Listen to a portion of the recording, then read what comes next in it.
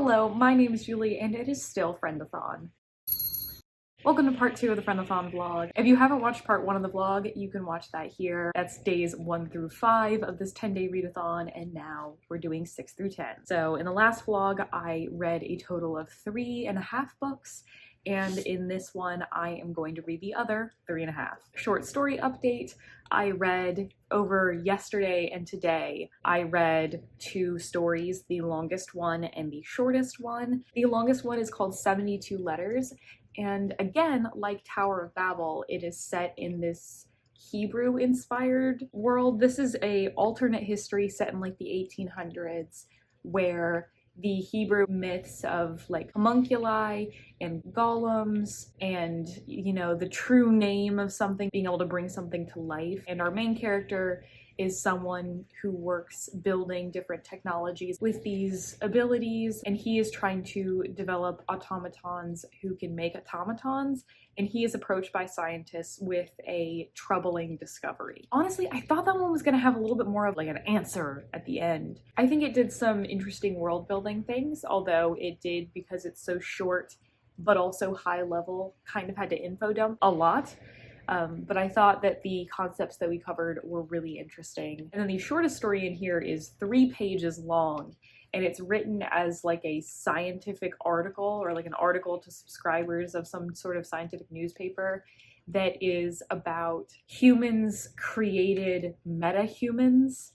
And these meta-humans are communicating on a level that like humans can barely even understand anymore. So human science is no longer the cutting edge of science, and humans are kind of having to try to catch up, or do they want to? I think that that one could have been turned into a proper short story rather than just a couple pages. That means I have 2 stories left that are about 35 pages each, and there's notes on the stories in the back. And yesterday I also started Behind the Beautiful Forevers, Life, Death, and Hope in a Mumbai Undercity. So Catherine Boo is a journalist. She worked for the Washington Post for like a decade and won a Pulitzer in public service for her work there. This is her one book, and it is about Anawadi, which is a slum that is basically on the property of the Mumbai airport, and it follows a bunch of different people over the course of 2008 as they are trying to get out of the impoverished community that they're in. Some of them are reaching for entrepreneurial pursuits to try to get money to get out. Some of them are looking for political pursuits, and some of them are trying to get their education. We learn in the prologue of this book that one of the main people we follow, Abdul, and his family have been accused of a crime they didn't do. There was a disabled woman who set fire to herself and blamed them, and now the family is getting arrested. So we flash back to the beginning of the year and are following the events that happen up to that and what all of these different people are doing in this community that is very underprivileged, right next to this ultra luxury area. I have like the rating so far. I just really didn't feel like reading yesterday at all. I didn't get to my full page count that I wanted to. I read 90 pages. I thought that this book says it's 250 pages. It's really over 270 because the prologue is necessary reading, but it's written in Roman numerals and not in the page count numbers. So don't do that. The Roman numeral thing should only be utilized when it is not necessary reading. Yeah, Catherine Boo married an Indian man and then lived in India for 4 years when she did the reporting of this. We have some people who are recyclers who their whole job is that they go through garbage to try to find different materials that they can sell to like recycling plants and things like that. There's a woman who's trying to become the next slumlord because the old slumlord's too lazy to do any slumlord-like things. And there is a woman who's trying to become the first female college graduate in the community, and several others that we've talked to so far. Really good so far. I just have not been in the reading mood, but I need to be because my boyfriend told me that he is going to be visiting me this weekend, and I did not plan for that. So obviously I'm going to see him, but that just means I need to pick up on my reading. I would love to finish this whole book today. However, I don't believe that's possible because I think I'd have to read 190 pages. I completely forgot. I started Ready or Not. This is my audiobook I'm reading in this vlog, and this is about our main character, Eve, who has been single for a long time and out of character had a one-night stand and ended up pregnant despite all the precautions. She's never seriously considered having children before, but when she gets pregnant, she decides that she is going to keep it. This book is leading up to her giving birth. Basically, the only person that she has in her life is her best friend and the people related to her best friend. And her best friend has been struggling with infertility for a long time and is really struggling with her getting pregnant when she didn't even want to become pregnant in the first place. So there is a strain put on their relationship, but her best friend's brother, Shep, has been stepping up and helping her along. I'm 10% in. She's telling the father that he's going to be a father, and I have liked the humor of this so far. I've actually really liked the audiobook narration, but I am liking the way that the narrator is lending her voice to this, because there's a lot of comedy in the way that the main character talks. Because she's under a lot of pressure, she's kind of using being funny as a coping mechanism. And the narrator is really bringing that to life. So that's really great so far.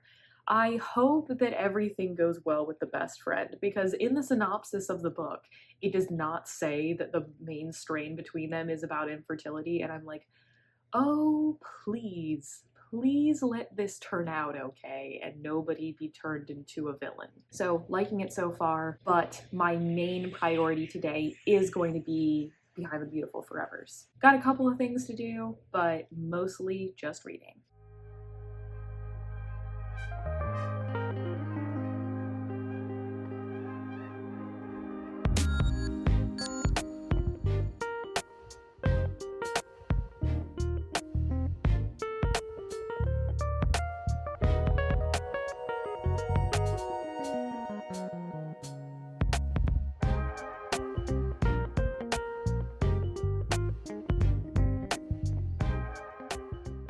It's dark out, but I thought I'd update you from a different location. You just saw me go to Silent Book Club. So this is a thing that has been popping up in different places where you go to like a cafe or a bar or something and everybody just reads their books together. A local used bookstore type thing is hosting that like every other week in my town, and this is the first time I've gone, and I was kind of sitting by myself reading my book, and a group of people asked me if I wanted to join them, which is really sweet. So I did get to my page goal of Behind the Beautiful Forever, so I have finished part 3 and I am on part 4 now. That means I have 80 pages left. Some really upsetting stuff has happened, and as expected, as these families are just, you know, beaten at every turn, and it's like, if they go along with corruption, they get fucked. If they don't go along with corruption, they get fucked even more. And it's just a really shitty situation that they're in, and I think the author's doing a good job with it. And to shake it up, I did read the first like 2 chapters of Stardust Thief, which when I get more into it, I'll let you know more. I had a pineapple allspice daiquiri, which was really good, and it was a good pour too. And it's just a really cute little cafe slash bar that has like a bunch of like history of my town stuff in it. I will definitely be back. I don't know how often, because we've transitioned from doing trivia on Tuesdays to Wednesdays, and that's when this is. So I don't know how often I'm going to go to trivia versus Silent Book Club, but I had a lot of fun and it was very nice of those ladies to let me join them. So I'm definitely going to read more before bed because I am in the mood, but I also might play a video game or do my puzzle or something and listen to my audiobook a little bit more.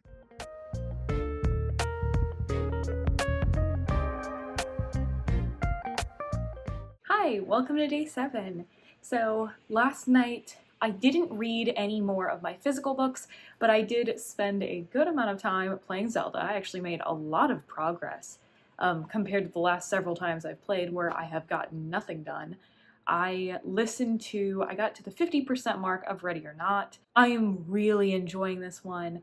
I think all of our characters are well established, and I'm really liking how we're exploring Eve's story of finding herself in an entirely different situation than she thought she was. She's having to interact with the guy who's the baby daddy, who he has a girlfriend. Like, he is not going to be a partner for her, and having to like deal with the complicated feelings and situations around that. She's kind of having to tiptoe around her friend for the first time, and that's getting really complicated for her, on top of like all the body changes that are going on. And of course, there is her relationship with Shep. Eve and Willa have been best friends since high school, so she has had a friendly relationship or been close friends with Shep since they were in high school, and he was dating somebody for 7 years, and now for the first time she's seeing him in a romantic light.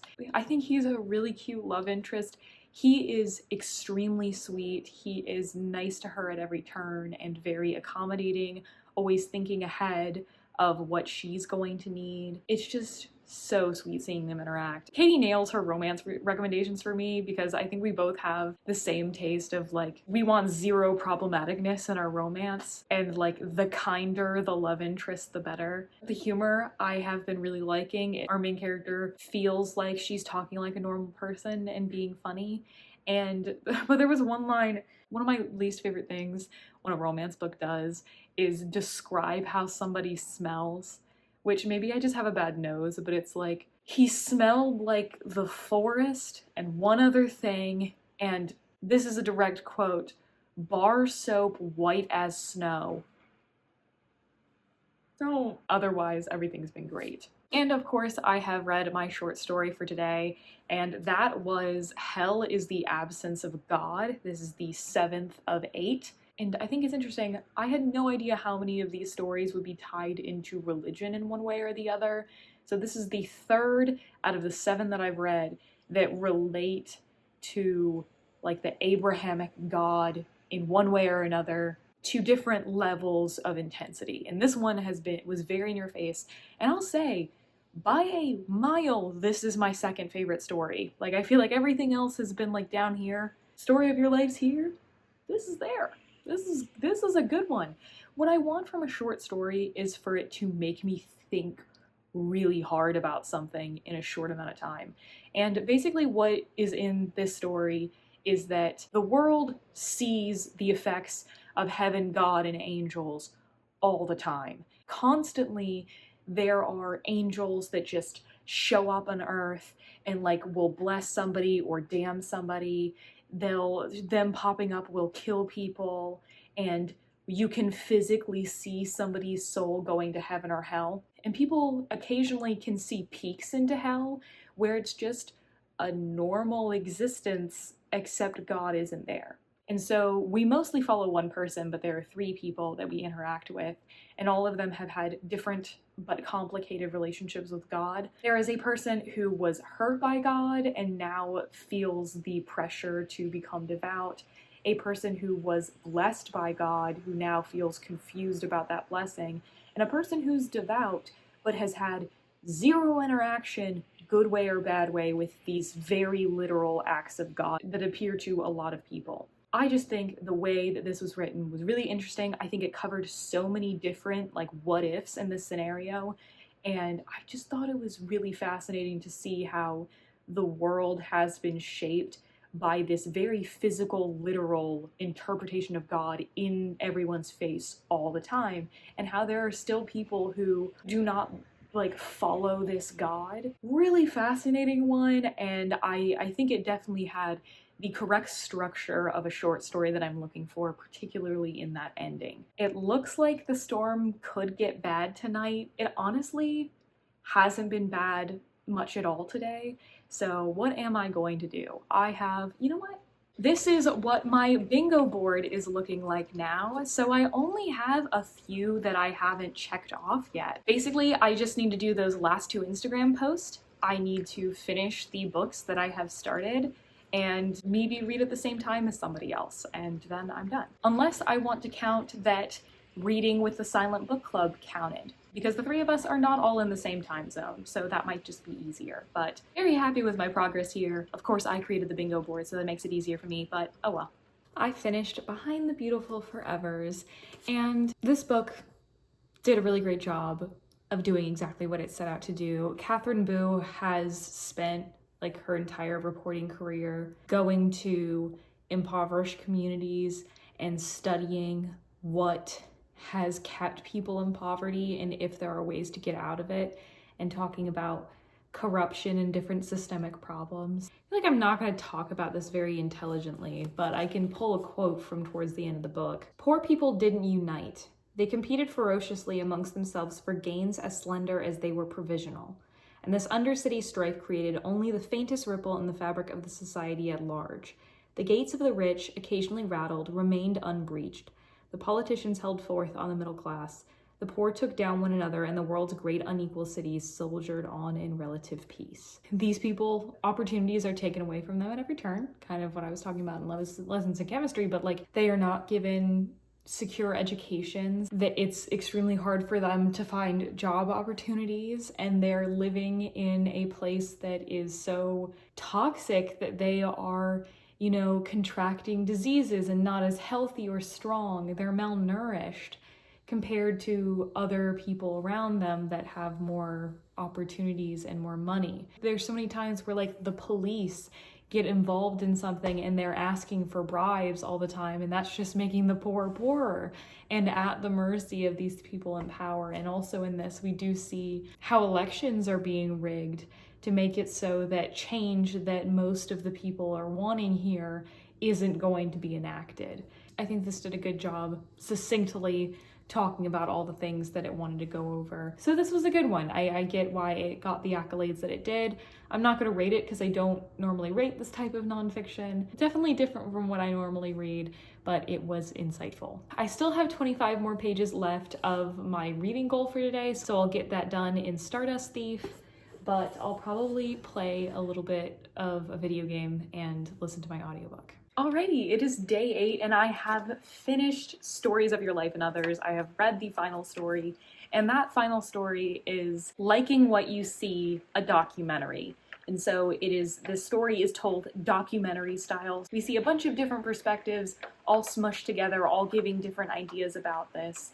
And it is about, I believe it's called Kalinosia, or Cali. It's basically this thing where they put this implant in your brain where the part of your brain that recognizes beauty in other people's faces can be turned off so that you don't have those biases anymore. So there are people that are pro getting a Cali so that people who aren't considered attractive are treated fairly, and there are people who are anti-Cali, and their main thing is that they want people to have the freedom to believe whatever they want, and that taking away the decision means that like people aren't actually acting fairly. It's kind of like the Mark Twain thing of humans being the only evil animals. This might have taken my pick for second best, because this actually made me think a lot. I think the way that this was structured as a documentary, because it shoved so many perspectives in there,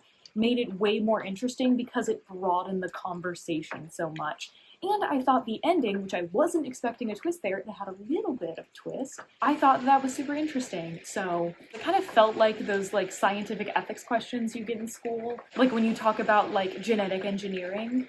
That means I think the best stories in this book were Story of Your Life, Hell is Absence of God, and Liking What You See, a documentary. None of them were the longest story, but they were like second, third, and fourth. So that means 45% of this book was a story that I liked. So I think I'm going to give this a 3 because there were quite a few stories that I was pretty ambivalent towards, or like didn't get anything out of, versus those 3 who I think described their situation enough, posed interesting questions to the reader. Those were really successful. So awesome, glad to have this done. I'm going to be really busy today. I don't think I'm going to have time to get all the reading that I wanted to get done between, you know, having worked and then also my boyfriend's coming over. I'm going to have to cook dinner, and a couple other things. But this whole weekend, I don't know how much I'm going to be able to read because he's going to be here. So I am going to try to read a little bit of Stardust Thief before he gets here. I know I'll have time to read while he's here, but not nearly as much as I had wanted to. But I definitely don't think I'm gonna have time to get through an audiobook. But also right now, one of the things that I'm working on is doing 3 of Clubs polls. So if you're unfamiliar, I have a book club called 3 of Clubs. It's mostly run on Discord with also an Instagram. We do polls on the Instagram and I do like review posts, but most of the talking between people is done on Discord. And the idea of the club is that every quarter, so every 3 months, 3 of Clubs, we read books with one theme. So a trope or a subgenre. Some of our past themes have been time travel and dark academia and historical fantasy, friends to lovers, and we read 3 books that fit that to help taste test a different trope, maybe one that you already love or one that you haven't read before. So it's for people who have a wider taste in reading and want to try stuff out, which is how I would describe myself, which is why I made this club instead of having a club that's all about reading one type of thing. And right now, our theme is Rogues, Thieves, and Assassins, which is why we're reading The Stardust Thief, which is about a woman who sells illegal magic to people. We just voted on our September pick, which is going to be The Stardust Grail. Funny that we're doing 2 Stardust books. I'm so glad this was picked. This was my one that I wanted to win. And also, I think it's great that we're getting a sci-fi in here because it was really hard for me to find sci-fi books that fit this category, even though I know it's really prevalent. It just was difficult to search for. This is a space set sci-fi in which our main character is a former art thief who has been assigned for one last job. So if you want to read that with us in September, absolutely do that. But in August, we are still reading The Stardust Thief. I'll tell you more about this when I've gotten further. I've only read 50 pages and I don't feel like I have enough to give you a good synopsis. For the last theme of the year, it is entirely voted on by the club. And I have 24 themes suggested by other people and myself. And we are running through a giant bracket. So these are all of the themes that we're doing. Polls might still be going on by the time this is posted, depending on how long I take between rounds. I'm really excited for this. The brackets, I did make a bracket predicting what would win, and it's not entirely broken, but it's pretty freaking close to broken. So yes, if you'd like to help vote, if you want to join the club, we would absolutely love to have you. Just thought I'd do a little plug for the book club. I thought I had 2 more hours before Austin was gonna get here, so I did listen to more of Ready or Not. I've really liked how things have resolved around this like maybe closer to 3/4 mark, this 2/3 mark. There's been more attention with Willa, and I've really been liking it. But that means I haven't been able to touch The Stardust Thief, and I was supposed to read 150 pages of it today. So we'll see how far I get.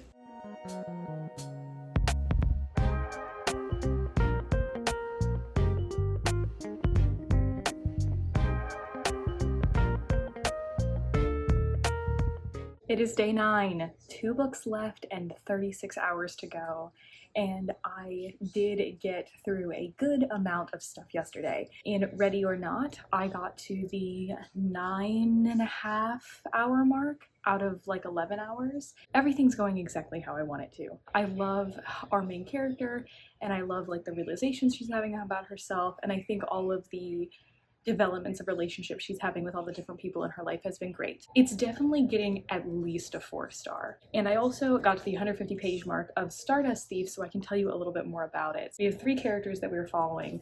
There's Luli, there's Mazen, and there's Aisha. Mazen is the prince. He is the second legitimate son of the Sultan, and he has been sheltered. Can't really go out a lot, so he sneaks out a bunch. The main character that we follow is Luli, and she sells illegal magic. She has a djinn bodyguard who she is very close with, is like her only real friend, and the 2 of them sell magic in this illegal midnight market. Mazen sneaks out of the palace, and the 2 of them end up running into each other and having a conversation. His evil older brother ends up tracking her, shutting down the midnight market, and she is taken by the Sultan. She is being assigned to help him find this magical artifact that he wants, and of course it is the magic lamp. Mazen's older brother is currently the king of 40 thieves, and Aisha is the brother's first thief of the 40. The three of them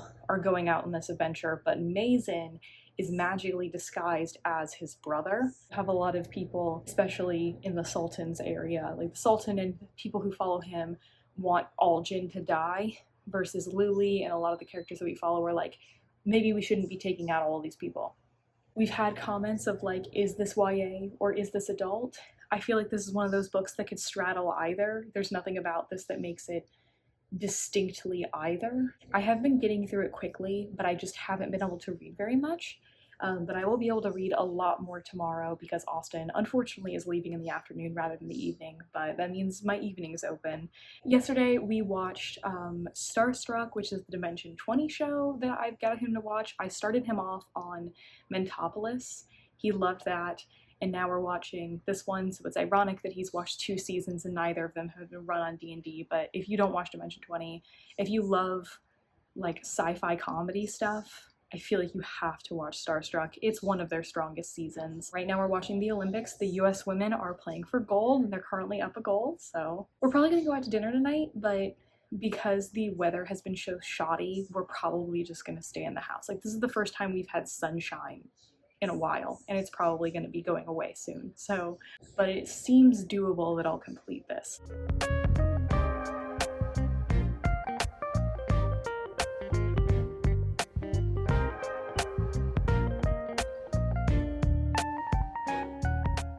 It is day 10 of the readathon, the last day, and there is, if I want to get to bed on time, there are 10 hours left in the readathon.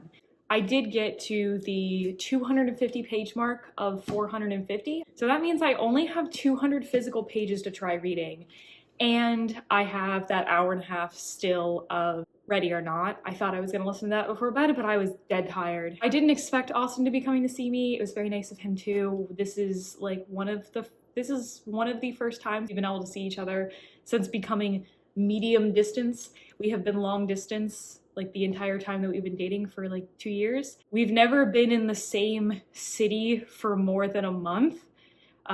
Like with like Christmas break or something like that. But now he is 2 hours away from me, so I'll be able to see him much more often than usual. What's happening in Stardust Thief? So we are on our little adventure of our 3 characters, plus the bodyguard Jin, and we are discovering more about what Jin magic entails. So we have the normal Jin that sort of pop up more frequently, and there's also the 7 Jin gods, and they're much more powerful. One of the Jin gods is supposed to be in the lamp, and there appears to be another one that they have run into who's very dangerous. And I swear to God, every other chapter, somebody is getting possessed by a Jin.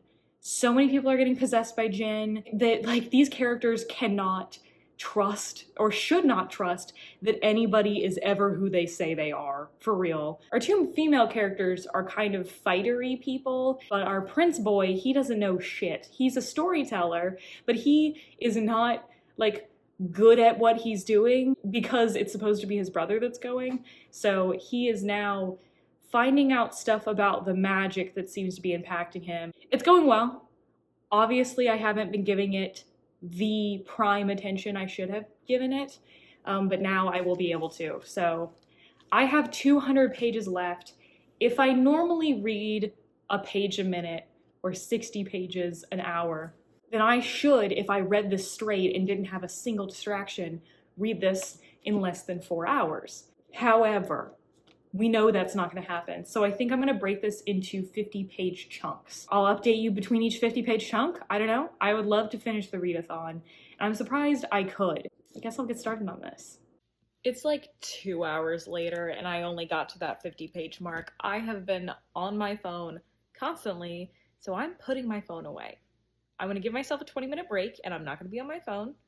Then I'm going to read this again, and we're going to get further quicker this time.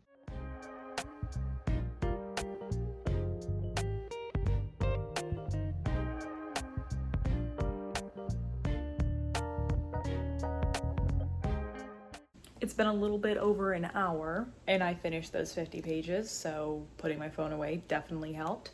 So I am 100 pages out from the end. A lot of stuff happening. Ever since they left the main city, constant shit has been going down. Like, there has not been a pause, there has not been a time to break at all, because it has just been thing after thing after thing happening, and all of these characters are lying to everybody else, and everybody's keeping secrets, and they are confronting all of those secrets just about now. There's been some dramatic things that have happened. Some of those dramatic things have kind of been reversed in a way that at first I was mad at, and now I'm less mad at now. So it's not like the highest stakes, no punches pulled type fantasy that I've been reading a lot of lately, but there are consequences to some things. So my break this time is I'm going to do some chores around the house and listen to Ready or Not. It took me an hour to get another 50 pages in, and on my break, I finished Ready or Not, but I'll update you once I finish Stardust Thief as well. We're doing it. The readathon is over, and I did finish both of my books. I waited to film until today because I was actually fully in bed by the time I remembered, oh yeah, I have to film, that I finished my books. But let's talk about Ready or Not first, because I finished it first. Dude, this is great. I think that this goes against a good amount of romance like structure that it needs to have, mainly in that it does not have a third act breakup, which I think is fantastic. The main character, the two of them don't really even get together until the end of the book anyway. This worked more on getting the two of them together. Like, there's not too much of like a conflict of like why they can't be together. It is more Eve figuring out that she wants to be with him. There's so many romance books where there's a conflict between the two of them that makes me feel like these people should not be together. And no, it was her finding her way to wanting to be with him, and I thought that that was really sweet. And I loved all of the arcs we have with our different characters. Honestly, I could have used more time with Willa, but I just had a great time, and the ending made me tear up, actually. There is one scene that is explicit, and I thought that like the pacing of that actually did really well. I think that our author actually did a really good job. What a bunch of authors don't do is they can't figure out like how to have our characters together without them sleeping together. And I think that this really showed how people can show affection for each other before hitting that milestone. I love Eve as a main character. I really like the narrator of the audiobook. I think that actually enhanced my experience, because I almost bought this book physically twice, though I wouldn't rule out me buying it from Book of the Month. This is at least my second favorite romance of the year. Whether I rate this a 4 or a 5 will depend on how long it stays with me after I read it. I have had such a bad track record with romance this year. My average rating was a 3.0. I just wanted to put the genre aside, and I'm so glad that Katie was able to give me a recommendation, because she's the person that I really can trust with this. I really did love this, man. Is it a 5-star? I don't know, man. Let me think about it. And then, of course, I finished Stardust Thief. So there is so much plot going on in this book. So I read almost half of this book in one day. So I do say that I kind of rushed my experience with this book, and I've kind of been doing that lately. And I want to stop that. I want to stop myself from forcing myself to read a book in a certain time period because of constraints that don't exist. Like I had one recently that I had to rush through because I had to return it to the library and I couldn't renew it. Sure. But something like this where it's just for a readathon, I didn't need to push myself that hard. Yesterday I did feel like it was manageable, but like in the previous days of reading while like the TV was on, I don't need to do that. Things that I liked. One, I liked how this incorporated different stories from 1001 Nights. We see the 40 Thieves, we see Aladdin Lamp, and we see Scheherazade. I just liked how propulsive this was. There was something going on all of the time. The ending plot, I did not guess what was going to go on, which has been a problem with fantasy for me lately, so that was great. Although a lot of stuff that kind of happened, there was stuff in the middle that it felt like the stakes were so high and something terrible would happen and then it would kind of be reversed. The magic like explained why that would happen, so I'm kind of like, okay, fine. I do think the writing style of this does feel more YA, but there's not really, I don't think that there's anything that really says that this should be adult or YA. So I think that this is a good gap bridging book between the two demographics. I liked our characters, but I wasn't obsessed with them. I didn't really feel very attached to them, even though I empathized with their problems. I feel like because this book was so plot heavy and like action, we didn't really spend a lot of time developing our characters because we're just doing plot stuff. But it wasn't to a degree that I hated my time. So I think that this is gonna be like a 3.75 or a 4. Honestly, I did not have high hopes going into this book because I felt like I heard so much stuff before it was released and then never again. But I ended up thinking that this was really solid. I also loved how short the chapters were. There weren't many chapters that were over 10 pages, which I can appreciate. I would not be opposed to continuing on in the series, but I don't think I'll prioritize it. I do not think that we have a date for the second book, so I don't have to worry about that for a while. But those are all the books that I read for Friendathon. Thank you so much for joining me. I hope you enjoyed this vlog. Friendathon is one of my favorite things to do every year in the book community, so I'm very glad that more people got to find it this year. I have noticed quite a few new people here and I really appreciate you checking me out and sticking around. Let me know if you participated in Friendathon, what was your favorite book, and if you didn't, what is a book that you read because of a friend that you would never have read otherwise but you loved. But again, thank you so much for watching. If you would like to find me anywhere, my link is in the description to my Instagram at Goodreads, my Etsy, my Discord for my book club, everything I do. And also, if you'd like to watch more of my videos, you can hit that subscribe button. And as always, I will see you in the next one.